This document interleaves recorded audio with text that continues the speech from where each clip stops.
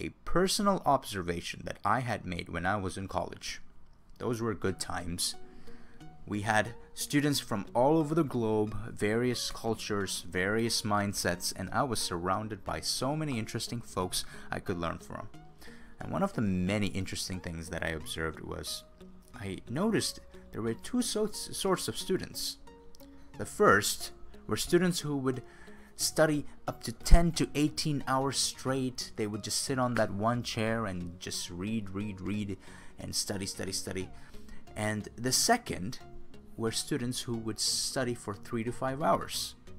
I noticed that students who study up to 18 hours were occasionally distracted and obviously stressed.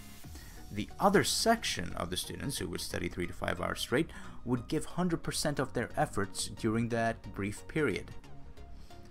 They would take breaks for workouts. These are students who would make time for family, time for friends, time for exercise. They also watch their diet. They would go kayaking or hiking during the summer. So overall, they had a good balance to life. So this was at the end of the semester, and all of us had our exams, and the test results were about to come out. And guess what? Guess who scored the best marks? Yep, that's right. A+, A, or even B+ for the balanced, healthy, efficient students. And A or B, or sometimes even a C for students who would study up to 10 to 18 hours. Now, as you expected, I had a big how in my mind. How did they do it? What is the science behind it? How is this possible? Is this even fair?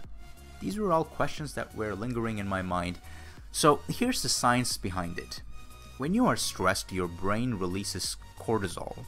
This is known as the stress hormone. Cortisol negatively affects your learning and memory, and it certainly doesn't extend your lifespan. It destroys the body and is the opposite of neurogenesis.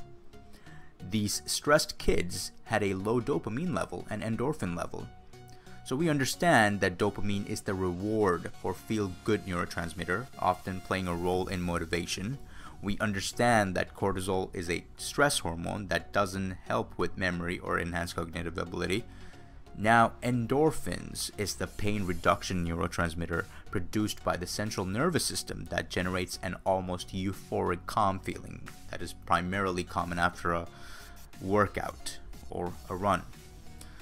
So now you see how the students who worked out managed to have their cortisol levels low, dopamine levels at bay, and endorphin levels that kept their spirits high. All this allowed them to grasp the information quicker since they were less stressed. If you like this video, give us a thumbs up and subscribe.